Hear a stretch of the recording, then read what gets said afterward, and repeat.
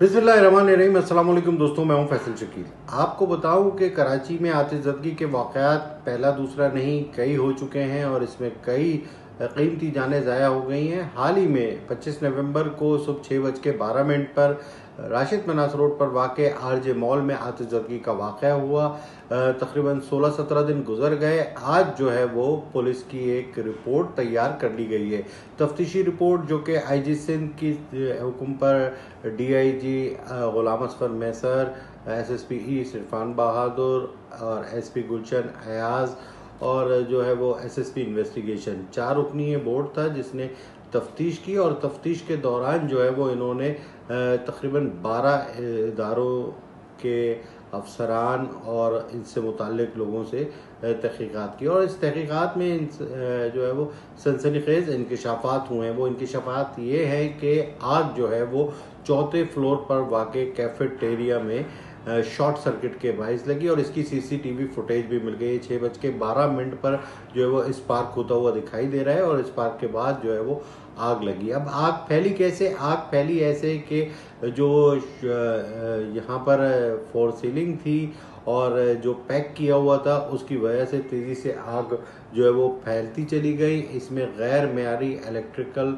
सामान का इस्तेमाल किया गया। रिपोर्ट में इस बात की तस्दीक हुई है कि जो ज़्यादा जानी नुकसान हुआ है, 11 अफराद की शहादत हुई है। ये वजह ये थी कि यहाँ पर फायर फाइटिंग का कोई निज़ाम मौजूद नहीं था, फायर सेफ्टी के कोई गैजेट्स नहीं थे, इसके अलावा फायर एग्ज़िट नहीं था और ये चौथी मंजिल को जो लिफ्ट का एरिया है उसको एयर कंडीशन की कूलिंग अच्छी हो इसकी वजह से सील कर दिया था। अब बात बनती है बिल्डर की। ये बिल्डर जो है वो इसने बग़ैर जो है वो कंप्लीशन सर्टिफिकेट के बग़ैर जो है वो इमारत जो है वो दुकानदारों को दे दी थी, जबकि जो गैर कानूनी है, कंप्लीशन सर्टिफिकेट होना ज़रूरी है। और फैसल कंट्रोलमेंट बोर्ड ने इस पर अपनी आंखें बंद कर ली थी। इसमें ज़िम्मेदार करार दिया है जो है वो फैसल बिल्डर को, फैसल कंट्रोलमेंट बोर्ड को, इसके अलावा मुतल्लिका इदारों को। अब मैं आपको बताऊं कि कंप्लीशन सर्टिफिकेट क्यों ज़रूरी होता है। जब बिल्डर इमारत को तामीर कर लेता है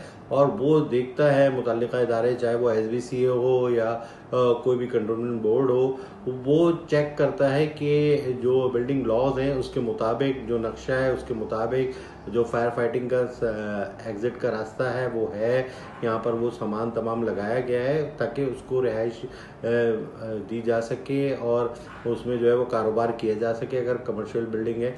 लेकिन हमारे यहाँ कानून जो है वो बिकता है और ये तमाम इदारे जो है वो नोटों की वजह से अपनी आंखें बंद कर लेते हैं, जिसकी वजह से हादसा जो है वो सामने हाथ में तब्दील होता है। यही पहला वाक़या नहीं है, ऐसे कई वाक़यात रौनुमा हो चुके हैं। अभी हाल ही में अर्शी शॉपिंग मॉल में भी यही सूरत हाल थी और उसकी भी अगर रिपोर्ट आएगी तो यही आएगी कि वहाँ पर ना फायर एग्जिट था और ना ही कोई आलात थे। अब इसके ज़िम्मेदार जो इदारे होते हैं वो सिविल डिफेंस होता है, इसके अलावा जो फायर सेफ्टी KMC का इदारा है वो होता है, SBCA होता है। ये तमाम इदारे होते हैं, इनकी NOC के बगैर नहीं काम चलता, लेकिन वहाँ पर पैसा चलता है, इसकी वजह से ये सब कुछ होता है। अब शहर में एक दो इमारतें तो ऐसी है नहीं, दर्जनों भी नहीं है, सैकड़ों भी नहीं है, मैं बोलूँगा हज़ारों ऐसी इमारतें हैं।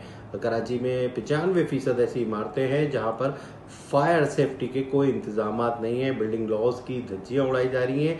न सिर्फ पहले बल्कि अभी भी जो बन रही हैं वहाँ पर जो है वो जो फायर नक्शे में फायर सेफ्टी का एग्जिट रास्ता होता है, इमरजेंसी रास्ता होता है, वहाँ पर नहीं होता और वहाँ पर जो है वो फ्लैट तमीर कर दिए जाते हैं, गोदाम बना दिए जाते हैं और ये सब जो है वो फिर उनको इसको तो सर्टिफिकेट नहीं मिला था, लेकिन दूसरे लोगों को तो पैसे देने पर सर्टिफिकेट भी मिल जाता है, जिसकी वजह से लोन वगैरह अप्लाई हो जाते हैं। अब जो सिफारिशात की हैं इस रिपोर्ट में, उसमें ये कहा गया है कि ऐसी बिल्डिंगों का मुआयना किया जाए जिनमें ये फायर सेफ्टी के निज़ाम नहीं है, उन्हें सील किया जाए, चाहे वो रहायशी इमारतें हों, कमर्शियल इमारतें हों। इसके अलावा बिजली और पानी और गैस के कनेक्शन ना दिए जाएं जिन इमारतों के पास, जिन बिल्डर्स के पास ये सर्टिफिकेट ना हो तो उनको जो है वो ये तमाम कनेक्शन ना दिए जाएं। लेकिन हमारे इदारे जो है वो आपको पता है कि कैसे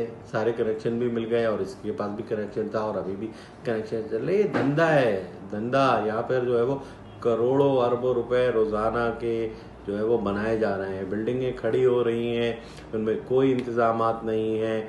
ज़मीनें भी जो है वो 2 नंबर तरीके से हासिल की जा रही है, कोई पूछने वाला नहीं है। लाकानूनियत की हद है इस शहर में, इसलिए कि हर एक माल बनाने में लगा हुआ है। अगर आप अपने घर की एक फ्लोर भी डालते हैं तो तमाम इदारे आ जाते हैं, इंक्रोचमेंट सेल आ जाता है, तो केडीए का, टाउन का, डीएमसी का, इसके अलावा जो है वो मुख्तलिफ जो है नाम नहाद सहाफ़ी ब्लैकमेलर आ जाते हैं, वो वकील आ जाते हैं, ये तमाम लोग आ जाते हैं और फिर उन सब के मुंह बंद करना पड़ते हैं। और मुंह बंद करने के बाद जो है वो इमारतें तामीरात होती हैं। आप देख लेंगे किस तरह से शहर में धड़ाधड़ पोर्शन तामीर किए जा रहे हैं, चाहे वो कोई भी इलाका हो, north Karachi, north Nazimabad, federal area, Gulberg, इसके अलावा गुलिस्तान जौहर, कोई भी शहर का इलाका हो, पोर्शन तामीर किए जा रहा है, धंधा चल रहा है और सबको मिल रहा है हिस्सा। तो ये सूरत हाल है इस शहर की। और यहाँ पर अब वज़ीर आला ने जो कहा था 1 महीने में मुझे सर्वे रिपोर्ट चाहिए कि कितनी इमारतें हैं, वो सर्वे हो रहे हैं, डीसी कर रहे हैं, उनके भी खांचे बन गए हैं। अब जो है वो एसी वगैरह भी ये खांचे ले रहे हैं। तो सूरत हाल ये है कि आवे का आवा ही बिगड़ा है। यहाँ पर जब तक कानून की अमलदारी नहीं होगी तब तक जो है वो हादसात पर काबू नहीं पाया जा सकता, ऐसे सानेहात जो है वो नहीं रुक सकते। तो इसके लिए इक़दाम करने की ज़रूरत है और दुआ गो हूँ कि अल्लाह ताला कोई ऐसे असबाब पैदा करे, ऐसे अफसरान आए जो कि कानून पर अमल दरामद कराएं, ना कि वो अपने घरों को नोटों से भरें। मेरे इस वीडियो लॉग के बारे में अपने कमेंट ज़रूर दीजिएगा। अस्सलाम वालेकुम।